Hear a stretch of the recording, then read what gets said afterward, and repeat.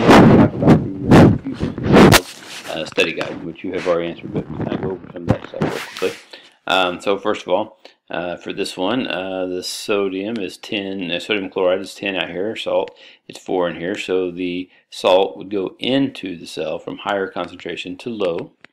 Alright, for glucose, it's 10 out here, 9 inside, so it would go from the higher outside into the cell also.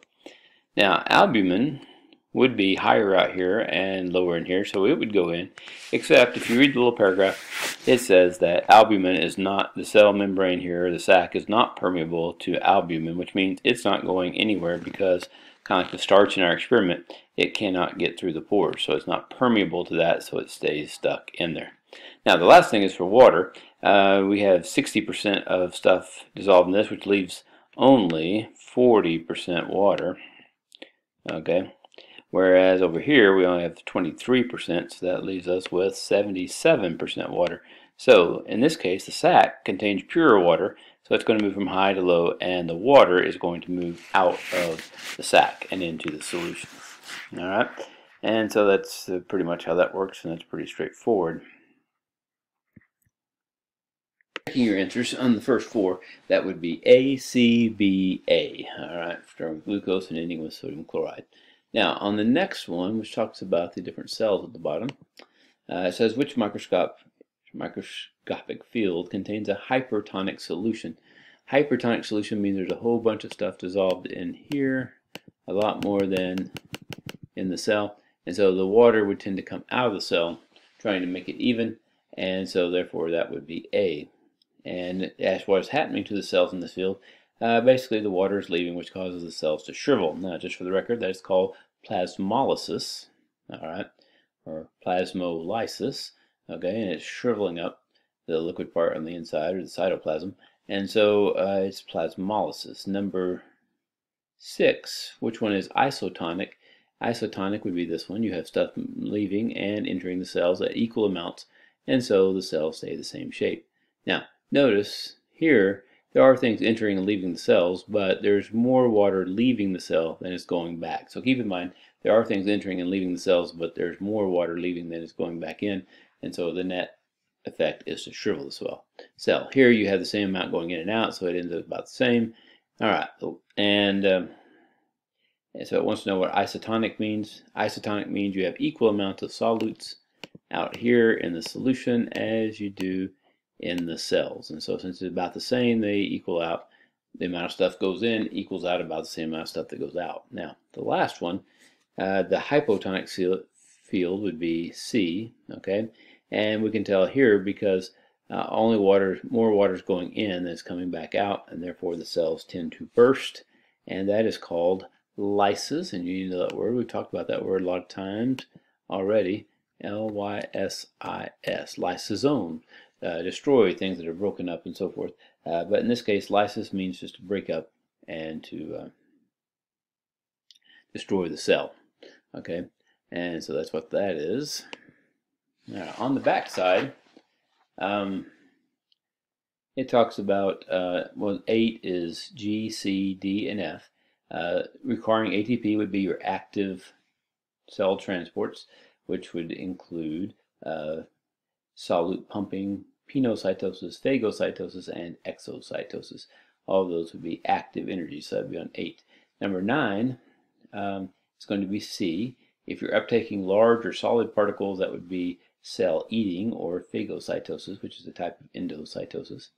Number 10, driven by hydrostatic or fluid pressure, that would be E, or filtration. When your blood goes to the kidneys, it pushes, the pressure pushes the fluid part of the blood, the plasma, into the kidney, and then it sorts out what needs to go back in the blood, and then it puts them into low pressure, or into higher pressure, that will force it back into the blood. So filtration or pressure has to do with the kidneys, and that is the filtration system. Number 11, things going from high to low would be all your diffusion, simple diffusion, facilitated diffusion, and H, which is osmosis, or the diffusion of water. So A, B, and H for number 11. Number 12, going from low concentration to high concentration, is F, solute pumping. That's not the normal way of things. Usually you go from high to low, so it takes energy to pump the solute so that all of them are on one side or the other, and that would be F. Number 13 is D, a means of secreting cell products, and that would be exocytosis. You're secreting, or it's leaving the cell. So exocytosis would be vesicles go to the edge and spit stuff out.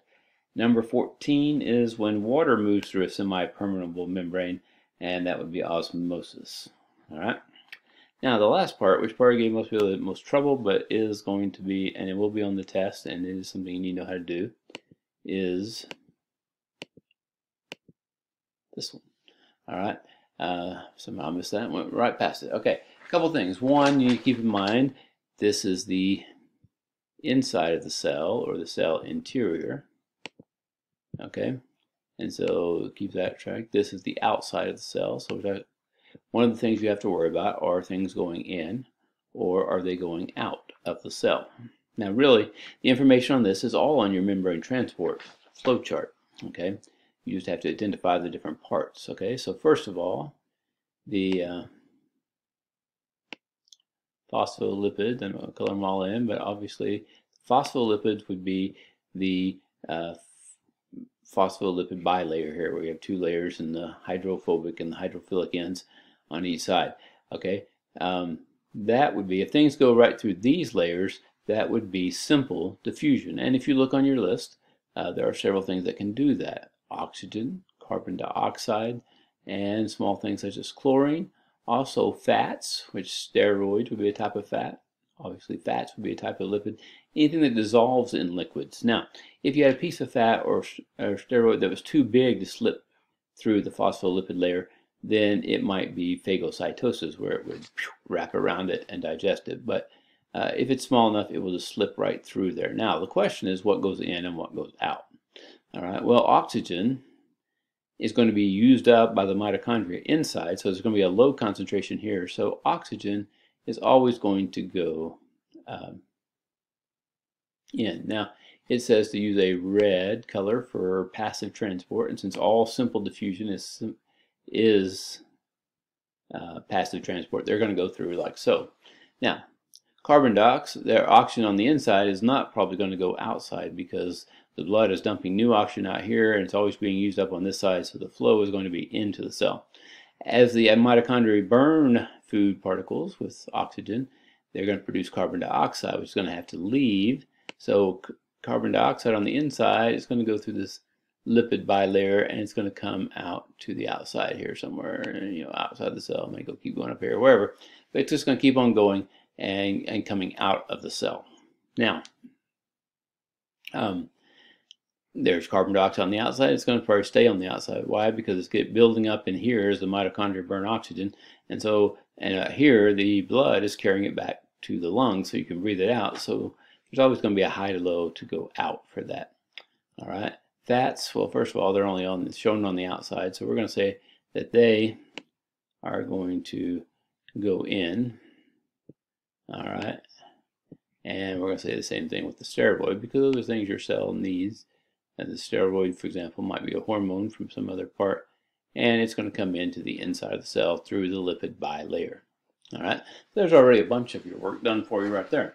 Now, we have osmosis, or the diffusion of water. Well, we have water molecules, and technically water molecules could go inside or outside, but since we only have one on the outside, we're going to say that it's going to come through. The key thing is it has to go through the protein channel, so right down here in the middle, and it comes into the cell that way. That's the only way it can get in. Now, water could also go out of the cell, just depending on how much water there was on one side or the other, until it's equal concentrations on both sides.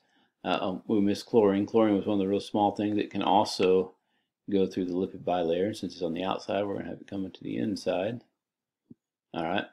Theoretically, it could pass out to the outside also.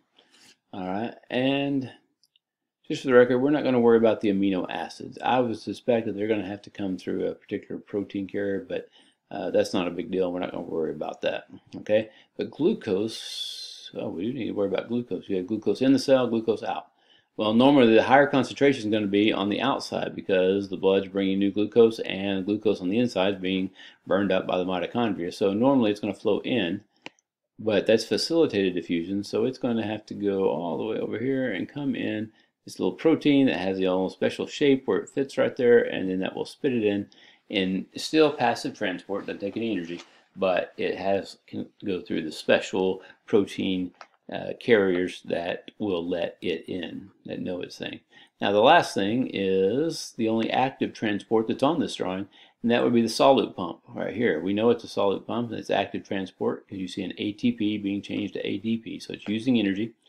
Now, on this one, I'm not so much worried about which direction is it going, but just know that these go in and out. But we're going to say, since this is potassium, on my notes I have it where the potassium is going out and the sodium is coming in. But on the test, I'm not going to worry too much about that. I just want you to know that the sodium and the potassium are being stuck to opposite sides by the solute pump. They go one direction when your muscles fire, and then your body has to remove them back to the other side when you reset them and get them ready to fire again. All right. Now the other exocytoses are the active transports would be exocytosis, where it reaches for something outside here and bends the membrane around it. Vesicle comes to the membrane and spits stuff out. Or pino and phagocytosis, where it wraps around something on the outside and then pinches off and brings it in. But obviously they can't show this. There will be a drawing like this on the test, which will be Thursday or Friday, so you need to make sure you know how to do that. All of this worksheet will be fair game for the test, and including these pictures, which ones are hypo, iso, or hypertonic, and of course problems like this where I give you the concentration and you have to figure out if things are going to go in and out. Alright, now that's it for this worksheet. We're also going to do a diffusion lab. We can go over some of the questions on that with you. So stay tuned for that. It will be coming up shortly.